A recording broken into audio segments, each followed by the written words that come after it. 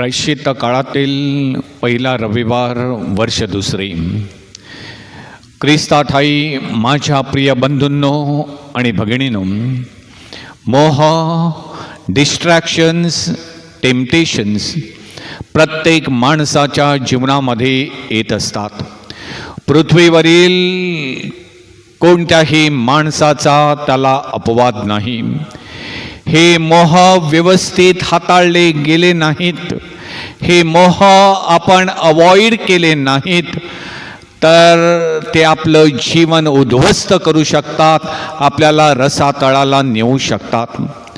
जीवनात येणारे हे मोह, हे डिस्ट्रॅक्शन्स, हे टेम्पटेशन्स हाताळण्यासाठी, त्याचा योग्य प्रकारे सामना आणि मुकाबला करण्यासाठी परमेश्वरानं मानवाला 3 प्रकारची वरदाने आणि देणग्या दिलेल्या आहेत.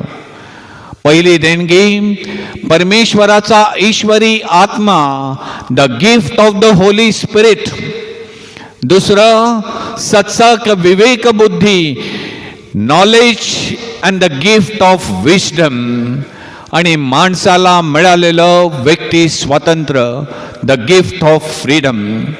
मोहाला सामोरे जाताना या दानांचा वापर प्रत्येकानं कसा करायचा हे ज्यांनी त्यांनी ठरवायचं आहे. याबाबत परमेश्वरानं कोणावरही कोणत्या प्रकारची सक्ती आणि जबरदस्ती केलेली नाही.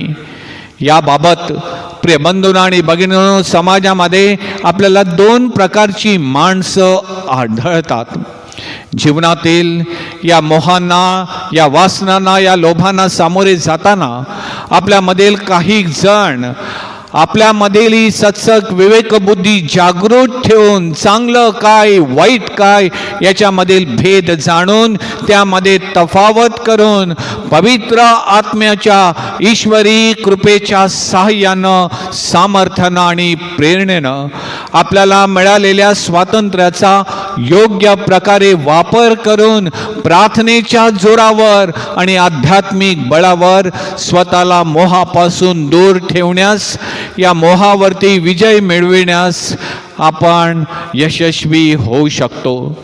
समाजामधील दुसऱ्या प्रकारची माणसं मोहाना सामोरे जाताना या दुसऱ्या प्रकारामध्ये समाजामध्ये अशी माणसं असतात की मागचा पुढचा विचार न करता आपली सत्सक विवेक बुद्धी बेशुद्ध ठेवून बाजूला सारून त्याकडे जाणून बुजून दुर्लक्ष करून अमुक गोष्ट माझ्यासाठी हानिकारक आहे हे समजून देखील, हे कळून देखील चांगल्या वाईटांचा विचार न करता, त्यातील भेद जाणून न घेता, त्याकडे लक्ष न देता सर्व मानवी मूल्ये, ईश्वरी शिकवण पायाखाली तोडून परमेश्वराला आपल्या जीवनामध्ये थारा, आदरभाव व किंमत न देता स्वतःचे स्वार्थी विचार, भावना, वासना पूर्णत्वास नेण्यासाठी स्वेच्छेनं मोहाला जाणीवपूर्वक बळी पडतात,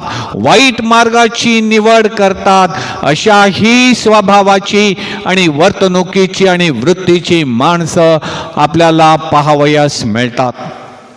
बंधूंनो आणि भगिनींनो, जीवनात येणाऱ्या मोहाच्या, वासनेच्या आणि लोभाच्या पुरामध्ये ते वाहून जातात. जीवनामध्ये आपण नक्की कुठे जात आहोत, आपला प्रवास नक्की कुठे चालू आहे याचं भान देखील कधी कधी त्यांना राहत नाही आणि आयुष्याच्या शेवटी विनाश त्यांच्या वाटेला येतो. बंधूंनो आणि भगिनींनो, प्रायश्चित्त काळातील पहिल्या सप्ताहामध्ये आजपासून आपण प्रवेश करीत आहोत. मानवी जीवनातील मोहावर आज आपण विचार मंथन आणि चिंतन करीत असताना आजच्या मार्क लिखित शुभवर्तमानामध्ये यार्देन नदीत योहाना करवी बाप्तिस्मा स्वीकारलेला प्रभू येशू ख्रिस्त त्या प्रभूला पवित्र आत्म्यानं अरण्यामध्ये नेलं असं आपणास सांगण्यात आलेलं आहे. आपल्या मिशन कार्याची पूर्वतयारी प्रभू येशू ख्रिस्त त्या अरण्यामध्ये प्रार्थना करून एकांतात राहून करीत असताना सैताना करवी प्रभू येशू ख्रिस्ताची परीक्षा करण्यात आली. वेगवेगळ्या प्रकारच्या मानवी मोह जाळ्यामध्ये या प्रभू येशू ख्रिस्ताला अडकवण्याचा आणि लटकवण्याचा, ऐहिक सुख चैनीचं आमिष दाखवण्याचा प्रयत्न सैतानाकरवी करण्यात आला. या ऐहिक जगाच्या मोहाला, लोभाला सामोरे जाताना, त्यांचा सामना करताना प्रभू येशू ख्रिस्तानं आपली सत्सक विवेक बुद्धी कधी गहाण ठेवली नाही. आपल्या ठाई वसलेल्या त्या पवित्र आत्म्याकडे प्रभू येशू ख्रिस्तानं दुर्लक्ष केलं नाही. तो परमेश्वराच्या कृपेवर, औदार्यावरती आणि सामर्थ्यावरती विसंबून राहिला. चांगल्या वाईटामधील भेद प्रभू येशू ख्रिस्तानं जाणला. आपला स्वतःचा स्वार्थ त्यानं बाजूला ठेवला. शुभवर्तमानामध्ये प्रिय बंधूंनो आणि भगिनींनो नमूद करण्यात आलेलं आहे, या 40 दिवसामध्ये प्रभू येशू ख्रिस्त वन पशुमध्ये, रानटी जनावरांमध्ये, वाईल्ड ॲनिमल्समध्ये राहत होता आणि देवदूत त्याची सेवा करत होते. प्रिय बंधूंनो आणि भगिनींनो, या वाईल्ड, या हिंस्र पशूंच्या सहवासामध्ये राहून देखील प्रभू येशू ख्रिस्तानं आपले विचार हे कधी दूषित, कधी कलंकित, कधी स्वार्थी, कधी अशुद्ध आणि हिंस्र वृत्तीचे होऊ दिले नाहीत. त्या जनावरांच्या सहवासामध्ये, त्या वातावरणामध्ये प्रभू येशू ख्रिस्तानं आपल्या विचारांना, आपल्या भावनेनं आणि कृतीनं स्वतःला शुद्ध आणि पवित्र ठेवलं. देवदूत प्रभू येशू ख्रिस्ताभोवती अरण्यामध्ये असणं, याचाच अर्थ या मोहाचा सामना करताना ईश्वरी सामर्थ्य, ईश्वरी शक्ती प्रभू येशू ख्रिस्ताच्या सोबत होती, त्याच्या अवतीभोवती होती. परमेश्वराच्या उपस्थितीमध्ये प्रार्थनेच्या जोरावरती आणि बळावरती स्वतःच्या सत्सक विवेक बुद्धी शाबूत ठेवून पवित्र आत्म्याचा आवाज ऐकून जीवनामध्ये येणाऱ्या मोहावरती, लोभावरती विजय आपण मिळवू शकतो. ऐहिक गोष्टीवरती आपण विजय मिळवू शकतो, याचा साक्षात्कार प्रभू येशू ख्रिस्तानं स्वतःच्या उदाहरणानं आपल्या समोर ठेवलेला आहे, आपणास घडवलेला आहे. बंधूंनो आणि भगिनीनो, देवपुत्र असून देखील प्रभू येशू सैतानाच्या तावडीमधून सुटू शकला नाही. मोहापासून आपल्या कुणाची सुटका नाही. मोह हा मानवी जीवनाचा एक अविभाज्य भाग आहे. प्रिय बंधूंनो आणि भगिनीनो, प्रभू येशू ख्रिस्त हा संपूर्णतः आपल्यासारखाच माणूस होता. आपल्यासारखंच त्याला मन आणि भावना होत्या. जीवनामध्ये येणारे सर्व प्रकारचे मोह प्रभू येशू ख्रिस्ताच्या देखील जीवनात आले, परंतु या मोहांना प्रभू येशू ख्रिस्तानं कधीच भीक घातली नाही. या मोहांना प्रभू येशू ख्रिस्त कधीच बळी पडला नाही. जीवनभर, आयुष्यभर परमेश्वराच्या इच्छेप्रमाणे तो वागला, परमेश्वराच्या इच्छेप्रमाणे तो चालला. चांगल्या वाईटामधील भेद जाण्याची मानवी सत्सक विवेक बुद्धी प्रिय बंधूंनो आणि भगिनींनो आपण शाबूत ठेवली, ती जागेवरती ठेवली. मला दिलं गेलेलं स्वातंत्र्याचा मी चांगल्या प्रकारे सदुपयोग केला. माझ्या ठाई असलेल्या पवित्र आत्म्याचा आवाज मी ऐकला. त्या परमेश्वराची आदरयुक्त भीती मी माझ्या मनी बाळगली, तर मोहाला कधीच प्रिय बंधू भगिनींनो आपण बळी पडणार नाही आणि या मोहाच्या आपण कधीच आहारी जाणार नाही. उत्पत्तीच्या पुस्तकामधून घेतलेल्या आजच्या वाचनामध्ये मोहाला, लोभाला बळी पडलेल्या त्या मानव निर्मितीचा परमेश्वराला वीट आला. 40 दिवस 40 रात्र परमेश्वरानं पृथ्वीवर मुसळधार पाऊस पाडून त्या जल प्रलयानं 8 नीतिमान, भक्तिमान आणि सज्जन माणसं सोडून इतरांचा विनाश केला, नाश केला. नोहा समवेत असलेल्या त्या 8 जणांबरोबर परमेश्वरानं नव्यानं करार केला, परंतु पुढे मानव जातीच्या त्या प्रवासामध्ये पुन्हा पृथ्वीवरील हा माणूस परमेश्वरापासून दुरावला.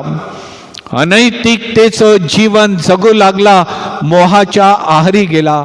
याच अनितिमान माणसासाठी प्रभू येशू ख्रिस्तानं मरण सोसले असं आपणास आजच्या दुसऱ्या वाचनात सांगण्यात आलेलं आहे. आम्हा सर्वांना पुन्हा देवाजवळ आणण्यासाठी, या प्रभू येशू ख्रिस्ताच्या नावानं त्याच्या इच्छेप्रमाणे वागण्यासाठी आपण सर्वांनी प्रभूच्या नावानं प्रिय बंधूंनो आणि भगिनींनो बाप्तिस्मा स्वीकारलेला आहे. हा बाप्तिस्मा केवळ आपलं मूळ पाप धुण्यासाठी, ओरिजिनल सीन वॉश करण्यासाठी, केवळ आपल्या देहाला लागलेला पापाचा तो कलंक, तो मळ धुवून टाकण्यासाठी नव्हे, तर शुद्ध भावाने परमेश्वराचं ऐकणं, त्याच्या शिकवणुकीप्रमाणे वागणं आणि राहणं, याची आठवण आजचं हे दुसरं वाचन आपणास करून देत आहे. प्रिय बंधूंनो आणि भगिनींनो, जीवनामध्ये मोह बरेच येतात, मोह आपल्याला बरेच होतात. कोणाला पैशाचा मोह, कोणाला मालमत्तेचा मोह, कोणाला ड्रग्सचा मोह, काही जणांना मोबाईलचं अट्रॅक्शन आणि अडिक्शन असतं.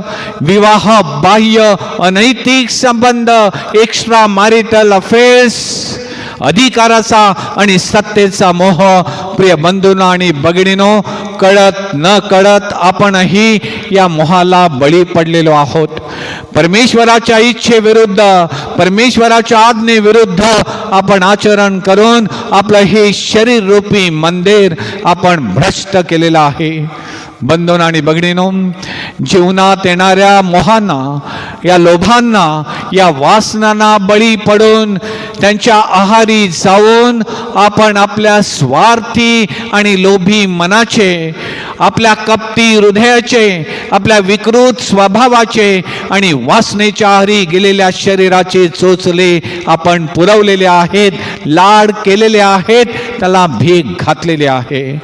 आणि याचं एकमेव कारण म्हणजे परमेश्वराला आपण आपल्या जीवनामधून दूर केलेला आहे. परमेश्वर आपल्या अवतीभवती आहे याची जाणीव देखील आपण विसरलेलो आहोत. पवित्र आत्म्याचा आवाज आपण ऐकणं बंद केलेला आहे आणि आपली सत्सक विवेक बुद्धीला आपण गाढ झोपू दिलेला आहे. परमेश्वरानं दिलेल्या स्वातंत्र्याचा आपण दुरुपयोग केलेला आहे आणि म्हणून आपण मोहाच्या आहारी गेलेलो आहोत.